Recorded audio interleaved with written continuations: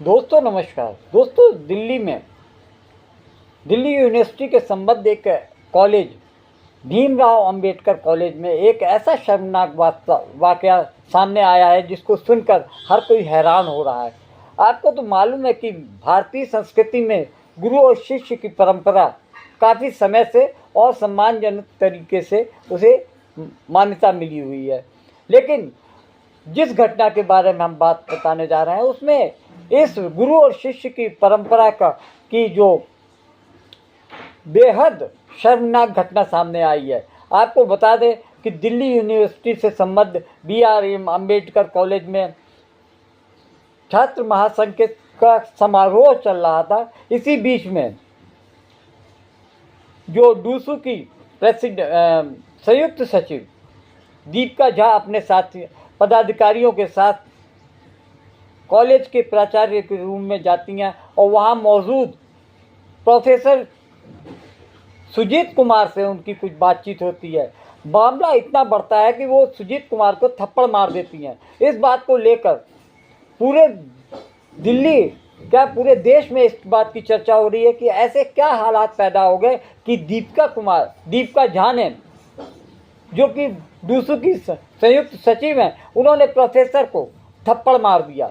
ये हालात कैसे भी हों, लेकिन एक टीचर को, एक प्रोफेसर को स्टूडेंट थप्पड़ कैसे मार सकता है, इस बात की चर्चा पूरे देश में चल रही है। आपको बता दें कि इससे पहले भी दिल्ली यूनिवर्सिटी में की एक ABVP की छात्रा ने आज से कुछ साल पहले JNU के हॉस्टल में घुसकर उनके साथियों को, ABVP के कुछ और साथियों के साथ मिलकर वहाँ पर रहने वाले छात्रों के साथ बर्बरतापूर्वक लाठी और हॉकियों से पिटाई की गई।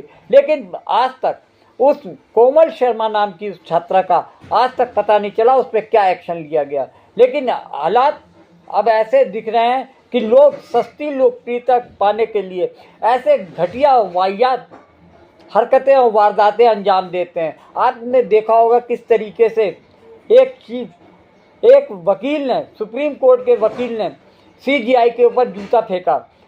इस तरीके से ये देखा जा रहा है कि लोगों को ध्यान खींचने के लिए कुछ लोग ऐसे हरकतें करते रहते हैं जिससे कि समाज में ये सोचने की पे मजबूर हो जाता है कि आखिर समाज में ऐसे लोगों को बढ़ावा कहाँ से मिलता है, ये हिम्मत कहाँ से आती है कि एक संवैधानिक पद पर बैठे व्यक्ति के ऊपर लोग जूता फेंक देते हैं। एक ये मामला अभी थमा भी नहीं था कि गुजरात की एक अदालत में ये देखा गया कि एक व्यक्ति ने, जो जज था, न्यायिक अधिकारी था, उसके ऊपर जूता चला दिया। इस तरीके से देखा जा रहा है कि ये काफ़ी जगहों पर ऐसी वारदातें दिख रही हैं जो कि सस्ती लोकप्रियता और राजनीति में चमक बनाने के लिए, राजनीति में आने के लिए ऐसे लोग अक्सर देखे जा रहे हैं। और ख़ास तौर से कुछ राजनीतिक दल ऐसे लोगों को अपनी राजनीति में आने के लिए उनको मौका दे रहे हैं। और ये देखा जा रहा है कि जितना भी गलत बयानी कर लीजिए, किसी के व्यक्ति के निजी जीवन पर टिप्पणी कर लीजिए, ऐसे लोगों को एक राजनीतिक दल जो कि सत्ता में भी है, वो ऐसे लोगों को अपनी पार्टी में एक मुख्य भूमिका में लाने का प्रयास कर रहा है। खास तौर से ऐसे लोग जो कि विपक्ष के नेताओं और विधायक सांसदों पर अप्रिय टिप्पणी करके जनता को अपनी तरफ खींचने का प्रयास कर रहे हैं। ये समझ में नहीं आ रहा है कि समाज को आखिर किस ओर ले जाने की कोशिश की जा रही है। दोस्तों, ये वीडियो आपको कैसा लगा, आप हमको अपनी राय से ज़रूर अवगत।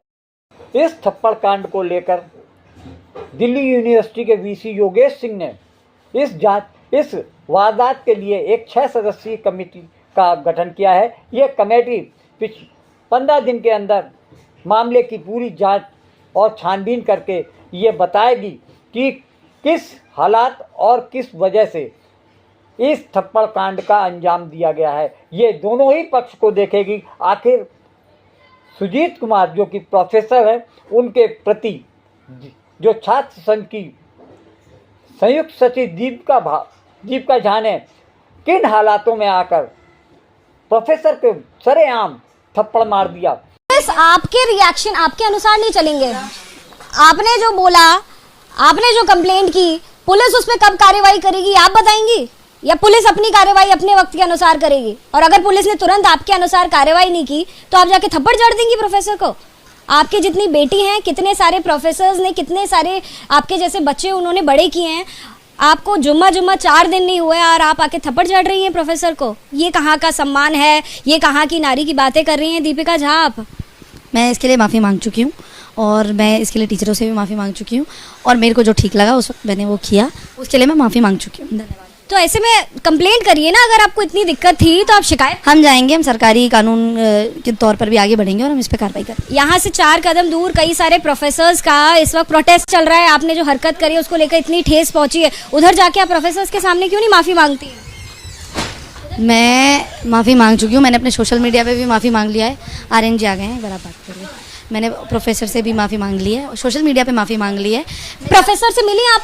प्रोफेसर से पर्सनली माफ़ी मांगी आपने? सोशल मीडिया पे माफ़ी मांग ली, वीडियो पे माफ़ी मांग ली, प्रोफेसर से मिलके माफ़ी मांगी, वो वीडियो नहीं देखी? मैंने माफ़ी मांगी है सोशल मीडिया पे। सोशल मीडिया पे प्रोफेसर आप जा कर रही है? मैं कंप्लेन करने जा रही हूँ, मैंने प्रोफेसर से माफ़ी मांग ली है। ऑफिस में तो आएंगे हम, लेकिन इंटरव्यू के बीच में आप ले गए हैं दीपिका को, इसलिए मुझे आपसे बात करनी पड़ रही। तो वो चली गई है ना, तो आपने बुलाया है, वो बोलते हुए गई है। अच्छा ठीक है, आपने नहीं बुलाया, वो खुद गई। लेकिन आर्यन, आपके सामने दीपिका थप्पड़ मार रही हैं प्रोफेसर को। प्रोफेसर अब प्रदर्शन पे भी कई सारे बैठे हुए हैं, पर्सनली जाके माफ़ी मांगी उन्होंने प्रोफेसर से या नहीं ये हमें नहीं पता। आप इस पर क्या मानते हैं, क्योंकि ये बहुत अब गंभीर मुद्दा हो गया है पूरे देश के लिए? पहले तो आपको टीचर के बैकग्राउंड के बारे में पता होना चाहिए कि उस कॉलेज में क्या स्थिति हुई कि परसों। आप बैकग्राउंड की बात बाद में कर लेते हैं। थप्पड़ मारना ठीक है या गलत? आप मेरी बात से अगर आप सहमत नहीं है तो आप मुझे क्या थप्पड़ मार देंगे? आप बताइए, क्या मैं आपको थप्पड़ मार सकती हूँ जो पिता की उम्र का है? मैं बस ये जानना चाह रही हूँ, क्या एबीवीपी का भी यही स्टैंड है? क्या ठीक किया, क्या गलत किया? एबीपी ने प्रेस रिलीज जारी करा है, उस प्रेस रिलीज में उनका ये कहना है और मेरा भी ये कहना है कि एबीपी नॉन वायलेंस का सपोर्ट करती है और साथ ही साथ जो भी टीचर के साथ रिएक्शन हुआ उसके लिए हम माफ़ी मांगते हैं। मेरा नाम डॉक्टर आदित्य नारायण मिश्रा हुआ। मैं फॉर्मर डूटा प्रेसिडेंट 3 बार रह चुका हूं और मैं आम आदमी पार्टी शिक्षक संगठन का नेशनल इकाई का इंचार्ज हूं। आज आप सबको पता है कि अंबेडकर कॉलेज में एक शर्मनाक और काफ़ी सोचने वाली घटना हुई कि डूसू के कुछ पदाधिकारी उनके जो जॉइंट सेक्रेटरी हैं मिस झा के नेतृत्व में वहाँ पर आए कुछ एक्टिविस्ट के साथ और प्रिंसिपल के कमरे में, जहाँ सीसीटीवी लगा हुआ है, सब कुछ कैद है उसमें, डॉक्टर सुजीत कुमार, प्रोफेसर सुजीत कुमार जो कॉमर्स डिपार्टमेंट में है वहाँ पर, और जो डिसिप्लिन कमेटी का कन्वेनर है। आपको मैं बता दूं, कॉलेज का प्रशासन स्टाफ काउंसिल के माध्यम से होता है। स्टाफ काउंसिल डिफरेंट कमेटी बनाती है और उस कमेटी के तहत वो काम कर रहे थे। उन्होंने कुछ स्टूडेंट्स के ऊपर लापरवाही, जो इनडिसिप्लिनरी के कारण उन्होंने एक्शन लिया। नतीजा के तौर पर उनके ऊपर हमला हुआ और थप्पड़ भी मारा गया। ये थप्पड़ खाली डॉक्टर सुजीत कुमार के लिए नहीं है, बल्कि सारा शिक्षक समुदाय के लिए है। इस हिंसा को हमारे पास शब्द नहीं है उसको कंडेम करने के लिए। मैं थोड़ा इतिहास में जाना चाहता हूँ। आप देखिए कि 90s में, लेट 90s में डॉक्टर MN सिंह जो डिप्टी सुपरिटेंडेंट ऑफ एग्जामिनेशन थे श्रद्धानंद कॉलेज का, कॉपिंग करते हुए किसी को पकड़ा था। अब स्वाभाविक बात है, कॉपी को तो आप इजाज़त नहीं दे सकते हैं ना, एग्जामिनेशन का पारदर्शिता क्या रहेगा। उनको कॉलेज के अंदर में गोली मार दी गई, उनका हत्या हो गई। एक बहुत बड़ा सबक था। मध्य प्रदेश में प्रोफेसर सब्रवाल को भी इसी प्रकार से पीट करके ब्रॉड डे लाइट में सब कुछ रिकॉर्डेड है, जो छात्र संगठन है उन्होंने किया। हमने उसका भी विरोध किया था।